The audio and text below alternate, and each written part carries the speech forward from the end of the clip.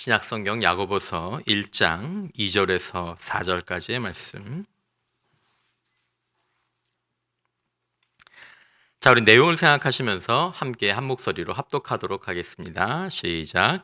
내 형제들아, 너희가 여러 가지 시험을 당하거든 온전히 기쁘게 여기라.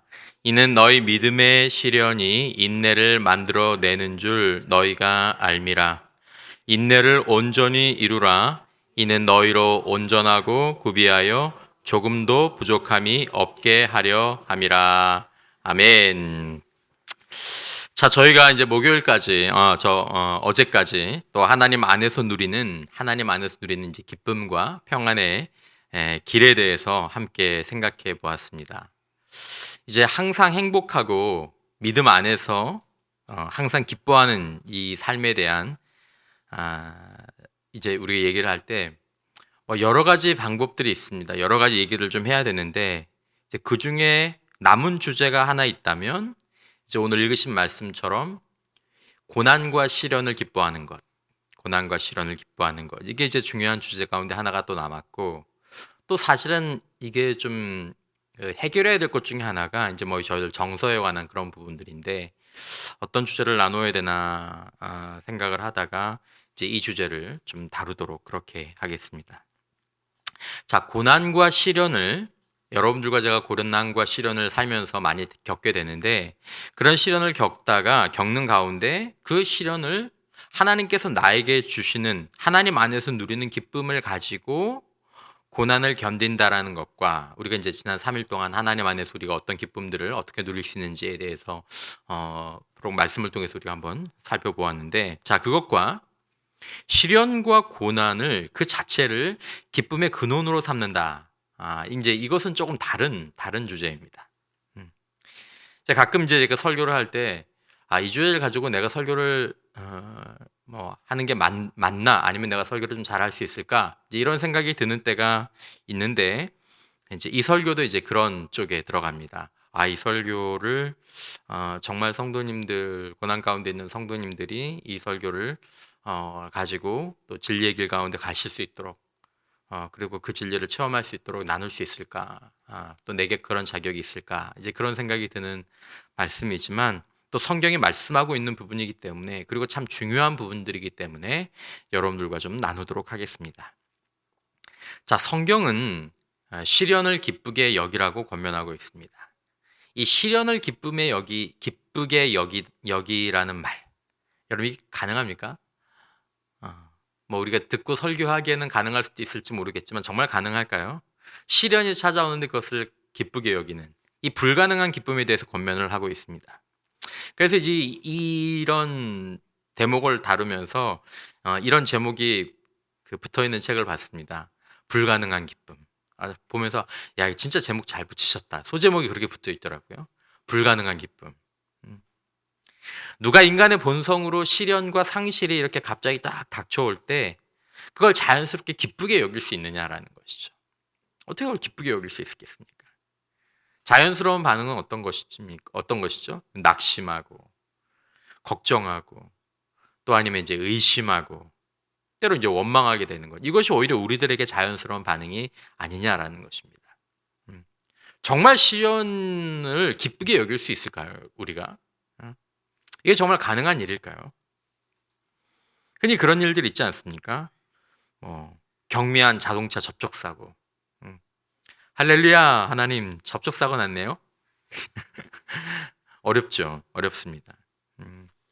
그리고 어떤 것들을 분실한다든지, 택시에 두고 내린다든지, 그런 일, 큰 돈은 아닐 수 있을지라도, 그런 일부터 건강이나 경제적인 부분, 아니면 가족 간의 일, 또 너무 억울한 일들이 예고 없이 닥칠 때 그것을 기쁘게 생각하고 마치 좋은 일이라도 생긴 것처럼 감사할 수 있는 사람이 과연 있을까요? 있다면, 정말 있다면 많지는 않을 것입니다. 자, 그런데 하나님의 사람들은 분명히 기쁨의 전문가들이었습니다. 이 기쁨에 대해서 알고 있는 사람들이었습니다. 자, 뿐만 아니라 이 하나님의 사람들은 동시에 고난의 전문가였습니다. 예수님이 기쁨의 대가이셨지만 동시에 십자가라는 고난을 지신 분이신 것처럼 참 아이러니하고 뭐 모순은 아니지만 기쁨의 대가들, 기쁨의 전문가들이면서도 고난에서 아주 익숙한 사람들이었다라는 것입니다. 자, 그렇다면 성경은 왜 어떤 이유로 시련을 그냥 좀 인간적으로 시련 당하면 힘들지, 어렵지, 아프지, 예. 그걸 가지고 뭐 기쁘게 여기고 이러는 건 너무 비인간적이지, 그게 불가능하지 이렇게 말씀하지 않으시고 왜 이것을 기쁨의 근원으로 삼으라고 이야기하고 계실까요? 시련 속에서 기뻐하는 것이 불가능한 기쁨 같아 보이지만 왜 이것을 우리가 굳이 추구해야 할까요? 그리고 그것이 정말 그런 의미가 있는, 그 의미 있는 이유가 있다면 그것이 무엇이겠느냐라는 것입니다. 제가 이제 이 부분들을 여러분들과 함께 짤막하게 이제 7대목으로 여러분 나누려고 합니다. 무려 7개. 걱정하지 마십시오. 오늘 금방 끝납니다. 뭘 제가 해보니까 특밤 준비한 것 중에 원고가 제일 글자 수가 작게 나왔으니까 7개라고 하더라도 죽었다 이렇게 생각하지 마시고 편안하게 하나씩 이제 들으시면 되겠습니다. 자, 첫 번째, 우리가 기억해야 될 것은 이런 시련이, 크고 작은 시련이 우리의 삶 가운데에서 참 많이 일어난다는 것입니다. 참 많이 일어납니다. 우리 삶은 시련과 고난이 있습니다. 오늘도 아마 예상하지도 못한 일들을 당해서 난감해서 아니면 별로 이렇게 마음이 좋지 않은 상태로 이 저녁에 계신 분들도 계실 수 있습니다. 상실과 고통이 지뢰밭처럼 깔려 있다는 것입니다. 어디서 갑자기 터질지 모르는 예상하지 못했던 일들이 뜻밖의 시간과 뜻밖의 장소에서 막 터져대는 것이 우리 삶의 현실입니다. 만일 하나님께서 이런 크고 작은 일들에 대해서 만약에 그냥 아무 말씀도 하지 않으셨다면 그런 일들은 그저 나쁜 일, 슬픈 일, 있어서는 안 되는 무의미한 일들일 것입니다. 우리가 느끼는 것처럼 우리 그렇게 느끼지 않습니까? 그러니까 기분 나빠하는 거죠. 자동차 접촉사고 나면 뭐야, 일어나지 말아야 될 일들. 아니면 뭘 잊어버렸으면 뭐야, 왜 불필요한 이런 일들이 일어나는 거야. 우리가 그렇게 이 일들을 바라볼 텐데 그런데 하나님께서 놀랍게도 그런 많은 일들에 대해서 그렇게 말씀하지 않으셨다라는 것입니다. 침묵하지 않으셨다라는 것입니다. 그러면서 오히려 뭐라고 말씀하십니까? 시련도 기쁨의 근원이 될 수 있다라고 말씀하고 계시는 것입니다. 자, 그것은 우리가 이렇게 자주 겪게 되는 크고 작은 어떤 고난과 어려움들이 의미와 역할을 가지고 있다라는 뜻입니다. 자, 건물을 짓는데 오늘도 이제 본당 철거를 이제 중간중간에 이렇게 가서 보니까 이렇게 뽑혀진 것들 가운데 이 나무에 이렇게 못이 올라와 있는 것들이 있었습니다. 자, 못을 한번 생각해 보시죠, 못을. 못은 어떻습니까? 굉장히 뾰족하고 날카롭습니다. 못은 망치의 타격과 함께 찌르고 들어오는 거죠. 그러나 그런 못 하나조차 설계 속에서 이루어지게 되면 튼튼하고 멋진 건물을 세우는데 없어서는 안 될 도구가 되는 것입니다. 제가 몇 차례 말씀드린 제가 좋아하는 어떤 고백처럼 하나님은 쓰레기를 만들지 않으시는 분이다라는 것입니다. 그 하나님이 만드신 인생 가운데에서는 하나님은 쓰레기 같은 인생이 없고 하나님께서 우리에게 허락하신 인생의 일 가운데선 쓰레기 같은 일들이 없고 쓰레기 같은 건 일어나지 말아야 되는 거죠. 접촉사고 하나라고 할지라도 하나님이 놀랍게도 우리의 삶 가운데 허락하신 일들 가운데에서는 쓰레기 같은 사건은 없다라는, 저는 이 말씀을 생각할 때마다 여러 가지 생각이 들지만 정말 어떤 소망을 가지게 되는 거죠. 이렇게 말씀해 주신 게 얼마나 고마운지 모르는 거죠. 비록 내가 그 의미를 이해하지 못하고 받아들이고 있지 못한다고 할지라도 너의 그 사건, 너가 정말 그 소화하기 힘들지만 그것이 내 안에서 쓰레기가 아니다 라고 말씀해 주시는, 그러므로 쓰레기 같은 일이 있는 것이 아니라 우리가 그것을 쓰레기로 여기기 때문에 쓰레기가 되는 일들이 있다는 것입니다. 사실은 쓰레기가 아닌데 우리가 쓰레기같이 여기는 거죠. 이 접촉사고, 잃어버리는 거, 금전적인 이 상실, 그리고 정말 마음 아픈 건강의 문제, 아니면 가족들의 문제. 하나님을 아는 지식과 하나님의 말씀 안에서 하나님의 사람들은 그러므로 시련을 기쁘게 여길 수 있다라는 그 말씀 안에서 위로에 대한 어떤 희망, 가능성들을 찾게 되는 것입니다. 우리도 마찬가지입니다.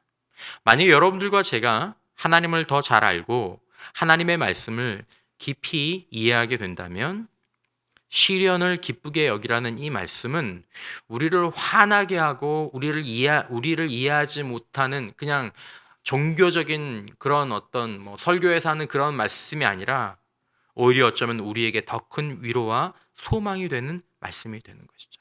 하나님, 제 인생에 그런 일들이 있었는데, 하나님, 제 인생에 이런 결핍들이 있는데, 하나님, 이게 쓰레기가 아닙니까? 쓰레기가 안 될 수 있습니까? 하나님, 그렇다면 제가 그것들을 알기를 원합니다. 자, 두 번째로 우리의 삶 가운데서 크고 작은 시련과 고난이 많은데, 만약에 이제 그것을 그냥 우리의 느낌대로 그것에 대해서 화내고 짜증내고 불필요한 일이야, 무의미한 일이야, 그렇게 여기고 낙담하고 절망하고 원망해 버린다면, 만약에 그렇게 해버린다면 우리 삶이 어떻게 되겠습니까? 우리 삶은 크고 작은 불행으로 가득 차고 심지어는 잘못하면 중단될 수밖에 없는 것이죠. 그게 정말 쓰레기 같은 일이라면 그 쓰레기를 안고는 도저히 이 삶을 살아갈 이유가 없는 것이죠. 내가 왜 살아야 돼? 그런 일들을 겪고. 내가 왜 살아야 돼? 이런 상실들을 겪고. 나 이거밖에 안 남은 건데 이걸 내가 왜 살아야 되냐고. 자, 그런데 놀라운 것은 하나님께서 그걸 가지고 쓰레기가 아니라고 말씀하시는 것이죠. 오늘도 여전히 이렇게 고통받는 분들이 계실 수 있습니다. 사단은 이런 식으로 삶을 망치게 합니다. 야, 너 마음대로 살아도 돼. 너 망쳐도 돼. 네 인생 그냥 망쳐도 돼. 너 사람들 미워해도 돼. 세상을 원망해도 돼. 너는 너무 힘들잖아. 너는 너무 억울한 일을 당했잖아.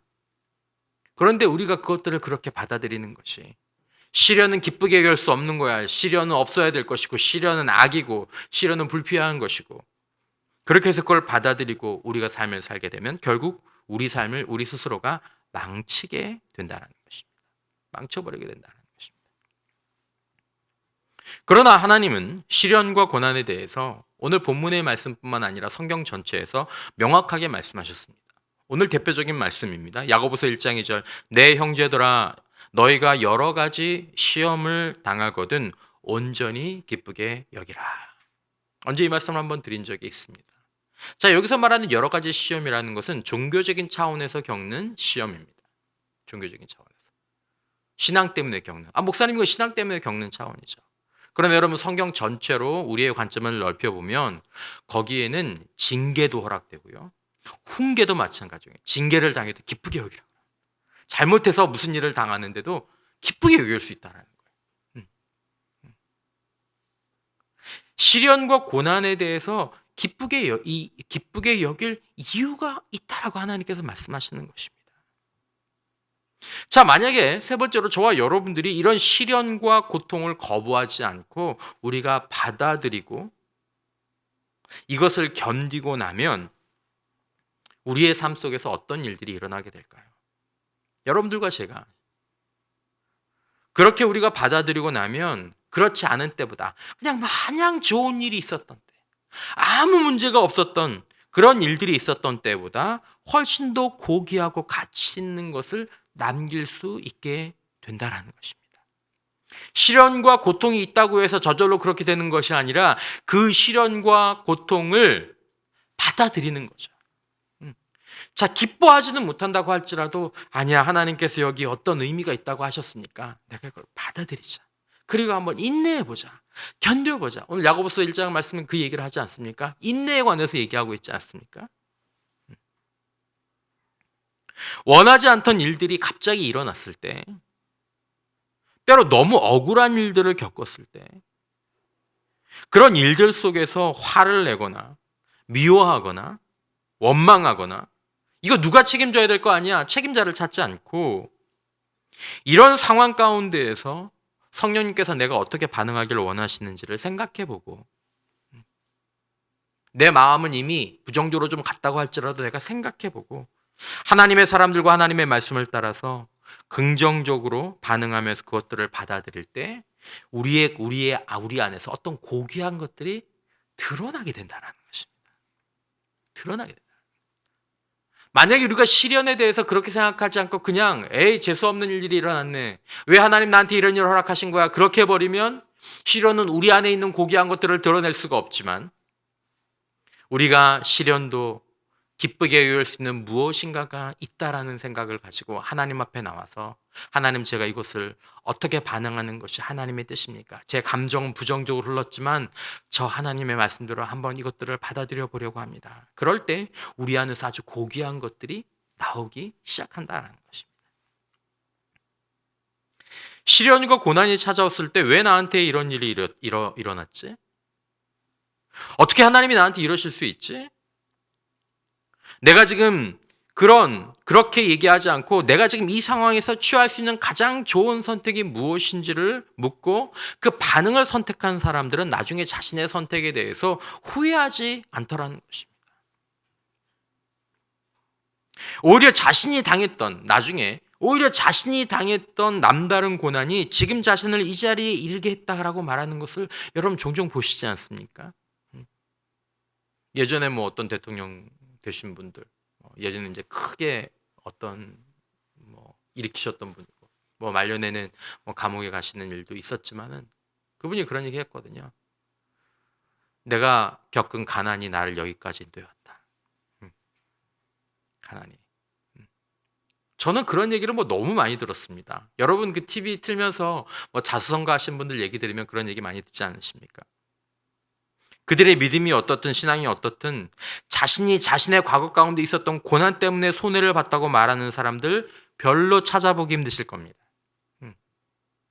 그냥 고난이 있었기 때문에 시련이 있었기 때문에가 아닙니다. 그분들이 시련이 있고 고난이 있었는데 그것 때문에 원망하고 낙담하고 절망하고 포기하지 않고 그 시련을 어떻게든지 견디기 위해서 노력하고 그 시련을 이겨보기 위해서 거기서 분투하는 가운데에서 어쩌다 살다 보니 자기가 남들보다 더 좋은 위치, 더 많은 것을 누릴 수 있는 위치에 이르게 되었다라고 지금 보니까 그게 보이더라라는 것이죠.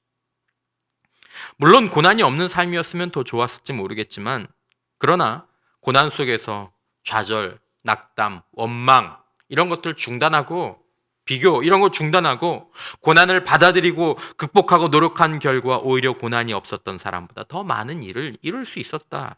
그렇다고 얘기하고 있는 것이죠. 여러분 우리가 고난과 시련에 굴복하는 분들을 탓하거나 비난할 수는 없습니다. 야 이겨야지 그거 포기하면 돼. 그런 것도 못 이겨서 돼. 이렇게 얘기할 수 없습니다. 해서도 안 됩니다. 우리가 누구도 다른 사람의 고난에 대해서 함부로 평가할 수는 없습니다. 그러나 고난과 시련에 굴복한 분들이 남긴 인생의 결과는 안타깝다라는 것입니다. 이해는 돼요. 내가 얼마나 힘들었는지 알아요. 이해는 돼요. 하지만 그렇게 해서 굴복해서 그냥 낙담하고 절망하고 포기한 그 결과가 너무 안타깝다라는 겁니다. 반면에 그와 같은 상황, 아니 그거보다 더 많은 상황이 있었지만 거기에 낙담하지 않고 절망하지 않고 아니 그래도 여기에 견디면 버티면 아니 이것들을 이길 수 있는 무엇인가 있지 않을까라고 해서 인생을 다시 한번 계속해서 탐구한 사람들, 거기에 도전한 사람들, 하나님의 말씀에 순종한 사람들, 그들의 삶 가운데 더 빛난 것들이 있었다라는 것입니다. 그러니까 시련을 다르게 볼 수 있는 여지들이 있지 않느냐라는 것입니다. 고난과 시련을 나의 것으로 받아들이고 우리 가정, 내 재능, 아니면 나의 신체적인 결핍, 나의 은사의 결핍, 다른 어떤 그것들 그냥 받아들이고 그것 때문에 남들보다 더 많은 수고를, 더 많은 눈물을 감수한 사람들은 그로 인해서 보다 가치 있는 것을 일궈내는 것이죠. 제 방에만 해도요, 이 신체적인 장애가 있는, 핸디캡이 있는 그런 분들이 지은 책들, 그분들이 저보다 훨씬 더 많은 학위를 가지고 있고 돈도 많고 능력도 많고 그런 책들이 그냥 제 서재에도 한 3-4권이 있어요. 눈 안 보이시는 분들, 음, 다리를 못 쓰시는 분들, 뭐 팔이 없으신 분들,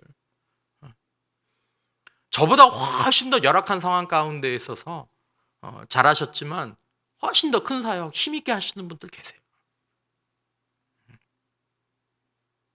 왜 그렇습니까? 왜 그런 일이 일어날까요? 잠언 17장 3절에 도가니는 은을, 풀무는 금을 연단하거니와 여호와는 마음을 연단하시느니라. 시련이 연단의 도구가 되기 때문인 거죠. 연단. 금, 은, 그거 도가니에 이렇게 넣어놓고 있으면 걔네들이 뜨겁다고 도망쳐 나옵니까? 걔는 못 도망쳐 나오죠.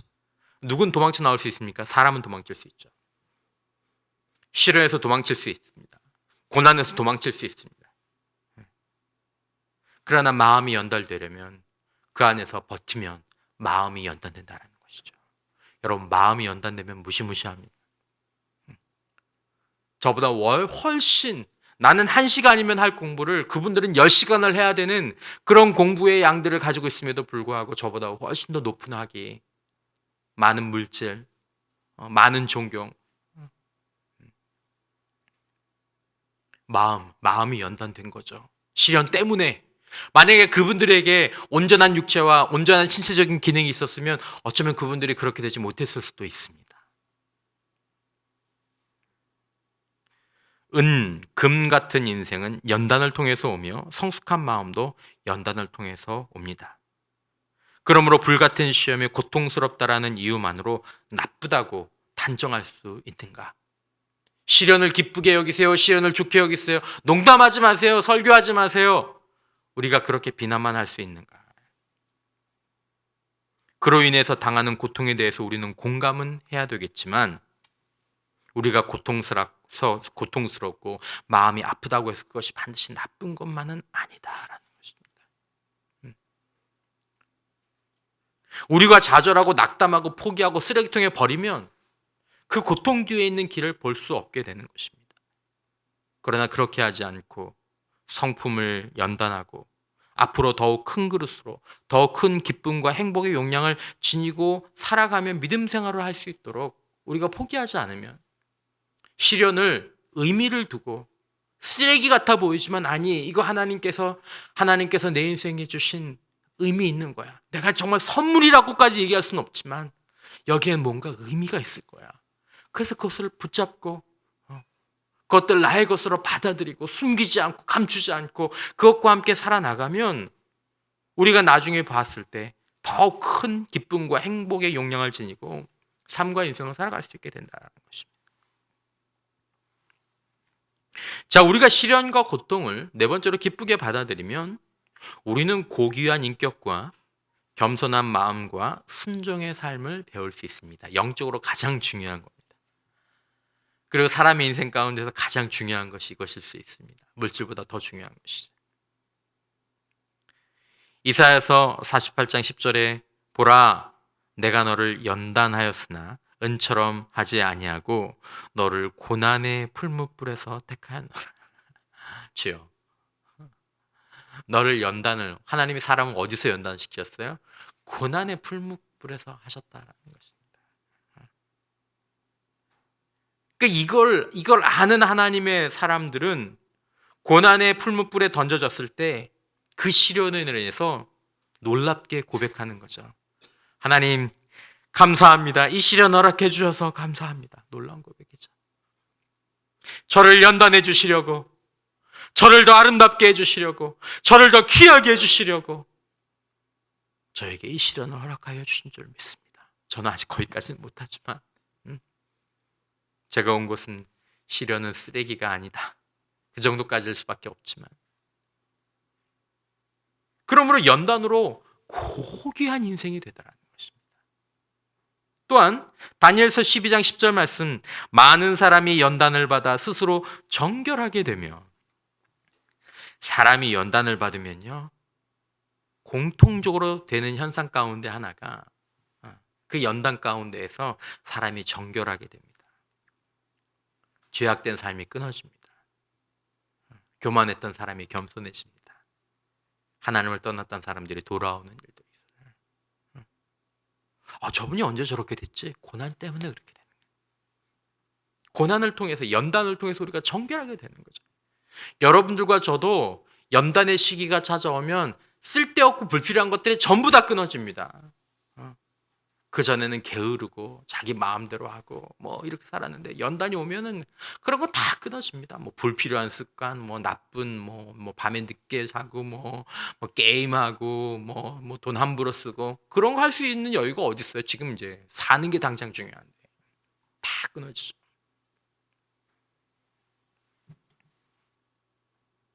또한 히브리서 12장 11절 무릇 징계가 당시에는 즐거워 보이지 않고 슬퍼 보이나 후에 그로 말미암아 연단받은 자들은 징계죠, 징계. 예. 연단받은 자는 의와 평강의 열매를 맺느니라. 의가 무엇입니까? 연단을 통해서 사람이 바르게 된다는 것입니다. 사람이 훌륭해지는 것입니다. 이게 참 미묘한 거지만 많은 시련을 받고 또한 징계를 받은, 이건 징계입니다. 징계를 받은 사람은 그걸 통해서 본인이 깨닫고 삶에서 바르게 되는 것이죠. 그리고 그 이후로는 평강의 열매, 그 의로운 삶 때문에 그 남은 인생이 이제는 더 이상 흔들리지 않고 평강하고 평안한 삶을 살게 되는 것이죠. 만약에 그 사람에게 징계가 없으면 그냥 적당하게 살아가다가 중간에 인생이 쫙 올라와서 빛날 시기에 거기서 넘어져 버리면 너무 안 되잖아요. 차라리 젊을 때 한번 되게 혼나고 잘못 살았구나. 앞으로 이렇게 살면 안 되겠구나. 그리고 딱 정해져서 그 남은 인생을 쫙 살면 의의 평강이 열매되는 거죠. 그러니까 하나님이 징계하시고 훈계하시는 타이밍이 기가 막힙니다. 기가 막힙니다. 이 주사 바늘을 꽂으시는 이 깊이도 기가 막힙니다. 딱 거기까지 반드시 효과를 볼 만큼 딱 꽂고 그 다음 빼시죠. 여러분 때로 이런 징계도 정말 당시에는 즐거워 보이지 않고 슬퍼 보이지만 우리에게 필요한 징계가 주어질 때 우리에게 복이 되는 은혜가 있는 줄 믿으시기를 바랍니다. 하나님의 자녀이기 때문에 그걸 주시는 거죠. 감사한 거죠. 사람마다 이제 정말 이거 귀한 겁니다. 예수님조차도 고난을 통해서 순종을 배우셨다라는 말은 충격적인 말이죠. 예수님조차도 고난을 통해서 순종을 배우셨다. 반면에 좋은 일들은 우리들에게 어떤 결과를 가져옵니까? 여러분 좋은 일들 계속 있어 보시죠. 하는 일마다 잘 돼 보십시오. 저희 교회에 좋은 일들이 계속 있어야 되지만 그냥 저희 교회에 좋은 일들을 그냥 끊임없이 계속 한 몇 년 쭉 돼 보십시오. 제가 어떻게 돼 있을지. 이거는 안 봐도 비디오예요. 내가 목회를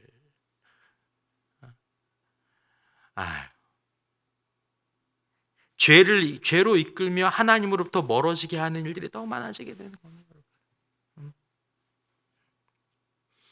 그래서 사실은 어쩌면 정말 조심스러운 말씀이지만 성도들의 가정 가운데서 하나님께서 한두 가지씩 기도의 제목을 남겨놓는 걸 봅니다. 그게 사실은 말의 재갈이에요. 목사님 저희는 뭐 다 좋은데 딱 하나 이것만 없으면 진짜 재갈이 재갈. 히브리서 5장 8절 이하의 말씀, 그가 아들이시면서도 받으신 고난으로 순종함을 배우셨다. 놀라운 말씀이죠. 받으신 고난으로 순종함을 그래서 온전하게 되셨은즉 자기에게 순종하는 모든 자에게 영원한 구원이 되신다. 우리의 주님에게 고난이 필요했다라는 말씀이 아닙니다. 이걸 뭔가 보여주시는 거죠. 고난을 통해서 순종함을 배울 수 있게 되고 온전하게 된다는 걸 보여주시는 거죠. 그러므로 이것을 아는 사람들은 시련이 비록 힘들고 어렵지만 하나님 제가 이 시련을 잘 받아들이면 온전하게 되겠죠. 감사합니다. 감사합니다. 기쁨까지는 몰라도 감사합니다. 저도 개인적으로 고난을 통해서 저에 대해서 알게 됐습니다. 네가 이런 사람이야. 내가 이런 사람이구나. 전 고난을 통해서 기도를 배웠습니다. 전 고난을 통해서 기도를 배웠어요. 밤 12시부터 새벽 2시까지 100일 하루에 5번씩 예배 드리면서 몇 년을. 그 시간이 없었으면 저 지금 반의 반도 기도 못 합니다. 은사들도 다 그때 받은 거죠. 저는 고난을 통해서 용납을 배웠습니다. 사람을 용납하는 거. 전 고난을 통해서 은혜를 깨달았습니다. 은혜 하나님, 은혜의 하나님, 은혜 하나님. 은혜가 우리를 살린다라는 거. 전 고난을 통해서 섬김을 배웠습니다. 봉사를 배웠습니다. 그 시기가 없었다면, 내가 지금 어디 있습니까? 정말 지금 제가 하나님 앞에 감사드릴 수 있는 것 중에 가장 큰 감사 가운데 하나는 하나님 저에게 그 시간을 허락해 주셔서 감사합니다. 그 시간이 없었다면 저는 목사도 못 됐을 거예요. 저에게 고난의 시기는 불과 몇 년밖에 되지 않았지만 저는 그 시간으로 몇십 년을 얻은 거죠. 할렐루야. 예.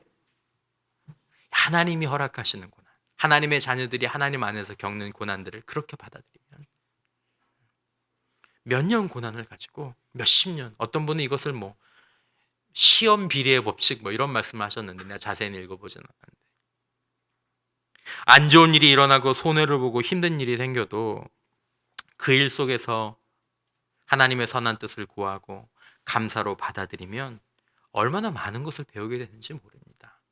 접촉사고가 났습니까? 뭐 때문에 났는지 모르죠. 하지만 그것을 가지고 그 안에서 감사하고, 하나님 왜 이런 일이 났을까요? 하나님 제가 혹시 또 잘못한 것들이, 아니면 제가 좀 깨달아야 될 것들이 있나요? 그렇게 좀 돌아보면서 더 적극적으로 그때 감사하고 찬양하고 그렇게 하는 가운데 얼마나 많은 것들을 배우는지 모릅니다. 평범했던 하루, 좋았던 하루는 그냥 기분 좋으면 끝이지만 시련이 있었던 하루, 어려운 시간이 있었던 하루, 그 하루 가운데서는 우리가 한 걸음 크게 하루 성장하는 것입니다. 그러므로 감사하고 기뻐하려고 노력할 수 있게 되는 거죠. 시련이 왔네. 이거 잘 사용하자. 감사해보자. 이거 기뻐해보자. 자, 5번째로 시련은 하나님의 자격시험이라고 우리 믿음의 선배들이 이야기합니다. 참 좋은 말입니다. 자격시험. 하나님은 한 사람을 복을 주셔서 쓰시기 전에 거의 시험의 과정을 거치게 하십니다. 흔히 광야라고 말씀을 하시죠. 하나님 안에서 살아왔는데 갑자기 어려운 시험과 고난의 시기를 맞게 될 때 우리는 이것을 자격시험으로 바라볼 필요가 있다라는 것입니다. 자, 자격시험은 무엇입니까? 자격시험을 거치게 되고 그 시험에 합격하게 되면 라이센스가 주어집니다. 그게 있을 때와 없을 때는 모든 것들이 하늘과 땅 차이입니다. 시험을 본 사람하고 시험에 합격한 사람하고 여러분 말할 수가 없는 차이가 나는 거예요. 운명이 바뀌는 겁니다. 그러므로 우리가 자격시험을 볼 기회를 잡았다는 것은 이제 복을 앞두고 있다는 차원이죠. 아무나 자격시험을 보는 게 아닙니다. 이스라엘 백성들은 광야에서 자격시험을 받습니다. 자격시험, 축복의 가나안 땅을 살 이 자격시험을 받습니다. 답안지에 뭘 써서 제출했습니까? 원망, 불평 제출했습니다. 다음 시험이 그 다음에 열린 게 아니라 몇 년 후에 열렸습니까? 40년. 40년. 여러분, 오늘 우리가 자격시험에 소위 말하면 드롭했다고 해서 내일 6개월 후에 1년 후에 그렇게 오지 않습니다. 이건 조금 더 영적인 이야기일 수 있겠지만 한번 크게 시험에 대해서 우리가 넘어지고 나면 본인은 잘 모르겠지만 한번 우리가 점프할 기회가 한참 있다가 오게 됩니다. 여러분, 우리는 시험과 시련과 고난의 시간을 맞을 때 하나님의 사람들을 생각하면서 요셉, 다윗, 다니엘, 사무엘 잘 보시면 다 그들의 삶 가운데 시험 기간이 있었습니다. 그 시간들을 맞을 때 하나님의 자격 시험이라는 것을 기억하면서 기뻐할 수도 있다라는 것입니다. 이걸 기억하면 조그만 문제나 어려움이 생기면 원망하고 비난하고 비판하는 사람들은 계속 이 과정을 반복할 수밖에 없는 것이죠. 1차, 2차, 3차 몇 수를 하는 것입니다. 이스라엘 백성들은 그러다 광야에서 죽었습니다. 몇 수를 하다가 그냥 죽는 거예요. 여섯 번째, 하나님이 우리에게 허락하시는 시험과 시련은 그것을 통해 주시는 축복의 시간보다 짧다라는 것을 우리가 기억할 필요가 있습니다. 그 자체도 복이지만 사실은 그 시간을 길게 주시지 않는다라는 것입니다. 우리 삶에 하나님이 허락하시는 시련과 고통에 대해서 감사할 수 있는 이유는 우리가 그 시간들을 감당하고 나서 주시는 하나님의 축복이 그 시련과 고난보다 비교할 수 없이 크다라고 우리 믿음의 선배들이 얘기하고 있습니다. 지금 시험 당하니, 지금 어렵니, 지금 힘들니? 이걸 잘 치르고 나면 나중에 하나님이 이것을 통해서 우리에게 주시는 복이 엄청 커. 로마서 8장 18절. 생각하건대 현재의 고난은 장차 우리에게 나타날 영광과 뭐할 수 없도다? 비교할 수 없도다. 고난을 당한다라는 게 아닙니다. 고난을 당한 사람에게 모두 해야 하는 것이 아닙니다. 그 고난을 당했지만 그 고난을 지금 견디고 있는 사람인 거죠. 기도하면서, 감사하면서. 비교할 수 없는 영광. 이 비교가 안 된다. 만일 우리가 예수 그리스도의 이름으로 인해서 고난을 당하거나 손해를 보거나 손실을 겪게 되십니까? 우리가 누리게 될 그로 인해서 내가 예수를 신뢰함으로 말미암아서 당한 그 모든 손실과 그 모든 고난은 우리가 누리게 될 영광은 비교할 수 없다라는 것을 믿고 그것들을 향해서 기뻐하는 자리까지 나갈 수 있기를 주님의 이름으로 축원합니다. 놀라워. 실제로 그 영성가들의 책들을 읽어보면 실제로 그들이 이렇게 얘기를 합니다. 내가 이런 고난을 받을 기회를 주셔서 얼마나 감사하지. 순교자들의 일기를 보십시오. 내가 주님을 위해서 죽을 기회를 주시다니 얼마나 감사하지. 말이 안 되는 것 같지만 그분들은 이걸 알아는 거죠. 장차 우리에게 나타날 영광과 비교할 수 없도다. 시편 30편 5절. 그의 노염은 잠깐이요 그의 은총은 언제로다? 할렐루야. 야, 이 잠깐과 평생, 이 말씀 귀하게 여기시는 분들도 계시죠? 노염, 시로 훈계를 당한다고 할지라도 잘못했습니다. 그 안에서 자기가 막 좀 고난을 겪는다고 할지라도 그걸 지나고 나면 그의 은총은 평생이라는 거죠. 저녁에는 울음이 깃들일지라도 아침에는 기쁨이 오리로다. 믿음으로 성도의 고난을 놓고 성도들이 기도할 때 붙잡고 기도하는 말씀이죠. 시편 90편 15절. 우리를 괴롭게 하신 날수대로와 우리가 화를 당한 연수대로 우리를 기쁘게 하소서. 하나님이 그런 분이시다라는 것입니다. 사실 이거보다 더 하시죠. 그냥 당하게 하지 않으신다라는 것입니다. 그냥 지나가게 하지 않으신다라는 것입니다. 반드시 하나님께서 하나님의 뜻 안에서 그것이 징계라고 할지라도 그것들을 달게 받고 하나님 앞에서 그것들을 잘 받으면 하나님께서 그걸 가지고 아이고 고생했다. 그러니까 이걸 보면서 징계를 받으면서도 하나님 저를 징계해 주셔서 감사합니다. 고린도후서 4장 17절. 우리가 잠시 받는, 사실은 사도 바울이 당했던 이 환난에 경한 것, 여러분 잠시라도 그가 얼마나 큰 고통을 받았는지 모릅니다. 근데 뭐라고 얘기합니까? 그래도 잠시 받은 환난에 경한 것이 지극히 크고 영원한 영광에 중한 것을 우리에게 이루게 한다라고 말씀하셨습니다. 하나님 감사합니다. 잠시 받는 이 환난에 경한 것을 통해서 지극히 크고 영원한 영광에 중한 것을 저에게 이루게 하여 주시니 하나님 감사합니다. 이걸로 기쁘게 여기는 거죠. 모세에 관한 말씀이 있지만 그것들은 넘어가고, 일곱 번째로, 여러분 우리가 주님을 위해 살 때 우리가 고난과 시련을 겪어야 합니다. 그걸 꼭 기억하십시오. 교회에서 섬기시는 분들, 사역하시는 분들 특별히. 그러므로 우리가 주님의 일을 하는데 우리가 억울하고 슬픈 일을 당한다면 때려치우는 것이 아니라 감사해야 한다고 사도가 말하는 것입니다. 그런 일이 있다라는 것입니다. 빌립보서 1장 29절 그리스도를 위하여 너희에게 은혜를 주신 것은 다만 그를 믿을 뿐 아니라 또한 그를 위하여 무엇도 받게 하려 하심이라 고난도 받게 하려 하심이라. 그리스도를 위하여 사는 자들은 그것이 교회 안이든 교회 밖이든 반드시 고난을 받게 된다는 것입니다. 내가 주님의 일을 하려고 하는데 왜 이렇게 나에게 상처를 주고 왜 이렇게 나를 힘들게 하고 내가 왜 이렇게 억울한 일을 당하냐. 원래 그런 것입니다. 늘 그렇지는 않지만 내가 주님을 위해서 살 때는 고난을 감수하는 것입니다. 아마 고난 당할 거야. 내가 좋은 일 하면서도 욕먹을 거야. 돈 쓰면서도 욕먹을걸? 시간 쓰고 내 생업도 포기하고 하는데 내가 비난받을 걸. 이 일이 그런 거야. 이 일이 그런 거야.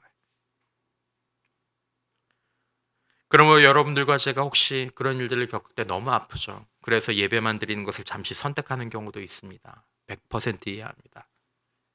그러나 그래도 좀 회복하고 난 다음에는 다시 한번 이 진리를 붙잡고 그래, 그리스도를 위해서 일할 때는 고난이 있어. 외로울 때가 있어. 억울할 때가 있어. 그래도 수고하고 욕먹고 비난받는 것들을 기쁘게 여길 수 있는 자리까지 나아갈 수 있기를 주님의 이름으로 축원합니다. 마지막으로 몇 가지 조언을 드립니다. 낙심과 낙담은 사단이 원하는 것입니다. 사단이 원하는 것입니다.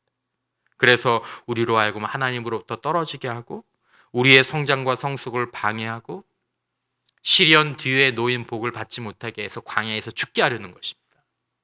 그래서 낙담하게 합니다. 낙담해도 괜찮아, 낙심해도 괜찮아. 그게 정상이지. 너는 그래도 돼, 원망해도 돼, 미워해도 돼, 교회 안 나가도 돼. 그 사람도 없으면 네가 신앙생활 못해. 광야에서 죽는 거예요. 내 안에 계속 원망과 불평, 이게 쓴뿌리처럼 계속 나오거든요. 그거 깨달아야 합니다, 여러분. 그거 죽는 거예요, 여러분. 우리는 시련과 고난 속에서 원망과 불평으로 하나님의 뜻을 이룰 수 없습니다. 하나님은 우리에게 복을 주시길 원하시는데 그걸로는 이룰 수가 없다는 것입니다. 야고보서 1장 20절 사람이 성내는 것이 하나님의 의를 이루지 못합니다. 사람이 성내는 것이 하나님의 의를 이루지 못합니다. 절대 못 이룹니다. 원망, 불평, 그러니까 성경에 보면 공통적으로 그대로 나옵니다. 그대로 나옵니다. 난 정말 제가 교회 와서 제일 많이 강조하는 우리 성도들이 꼭 이건 깨달았으면 좋겠다라는 거죠. 아주 축복의 문을 그냥 꽉 닫아놓고 사는 거죠. 여러분, 우리 자신을 위해서 불평하지 않도록 합시다. 힘들겠지만 어려운 거 압니다. 힘든 거 압니다. 그러나 불평한다고 좋아집니까? 누구 미워한다고 우리 속이 시원해집니까? 하지만 기도하면 어떻습니까? 진리 안에서 감사하고 찬양으로 반응해보면 어떻습니까? 영적인 큰 시험은 불평과 원망을 할 법한 그런 시간에 감사와 찬양과 영수와 믿음으로 순종하는 것인 줄 믿습니다. 이게 여러분 다른 게 시험이 아닙니다. 여러분 영적으로 어느 지경에 딱 이뤄가면 영적인 시험은 거의 딱 하나입니다. 끝까지 사랑할 수 있느냐, 끝까지 사랑할 수 있느냐. 제가 예전에 섬기던 정필도 원로 목사님 그 얘기하셨어요. 그리고 성경마다 다 그거예요. 어디까지 용서할 수 있느냐. 그겁니다. 우리가 이런 때를 맞이할 때 한 번 갑자기 자격 시험을 시험지를 딱 받을 때 한 번 그동안 우리가 쌓아온 믿음을 하나님께 보이는 시간이 됐으면 얼마나 좋을까요? 제가 책을 보다가 신앙의 선배가 준 아주 인상적인 조언을 하나 보았습니다. 시련을 빨리 끝내려고 애쓰지 말라라는 것입니다. 빨리 끝내려고 언제 끝나나 너무 애쓰지 말라라는 것입니다. 그래서 이렇게 적었습니다. 시련은 끝난다. 시련을 끝내보겠다고 애꿎게 손가락을 움직이지 마시길. 하나님이 정하신 끝을 기다리자. 시련은 곧 은혜의 근원으로 변할 것이고 당신은 시련이 주는 모든 유익을 맛볼 것이다. 할렐루야. 여러분, 시련은 곧 은혜의 근원으로 변한다고 했습니다. 시련이 금보다 귀하다는 것을 알고 고백하고 실천하는 자리까지 우리 신앙의 선배들이 나갔습니다. 베드로전서 1장 7절에 너희 믿음의 확실함은 불로 연단하여도 없어질 금보다 더 귀하여 예수 그리스도께서 나타나실 때 칭찬과 영광과 존귀를 얻게 할 것이요. 이걸 세번역으로 보면 하나님께서는 여러분들의 믿음을 단련하셔서 뭘로 단련하시죠? 시련으로 단련하시죠. 불로 단련하지만 결국 없어지고 마는 금보다 더 귀한 것이 되게 하셔서 예수 그리스도께서 나타나실 때 여러분에게 칭찬과 영광과 존귀를 얻게 해주십니다. 그러니 시련은 금보다 귀하다. 시련을 기뻐하는 것은 인간적으로는 불가능한 기쁨인 것 같습니다. 그러나 깊이 생각하고 하나님의 말씀을 보면 이것은 가능해질 수 있고 가능해져야 하는 것임을 우리가 깨닫게 되는 것입니다. 특별히 지금 불같은 시험을 감당하시는 우리 사랑하는 믿음의 성도님들, 이 말씀을 붙잡고 반드시 믿음의 인내를 통하여서 온전하게 하실 하나님을 바라보면서 낙담하고 좌절의 유혹이 있는 것은 알지만, 원망과 불평의 유혹이 있는 것은 알지만, 이 말씀의 진리들을 기억하고 붙잡고 하나님으로부터 멀어지지 말고 이 자격시험을 잘 감사로, 찬양으로, 믿음으로, 용서로, 은혜로 감당할 수 있는 저와 여러분들이 되시기를 주님의 이름으로 축원합니다.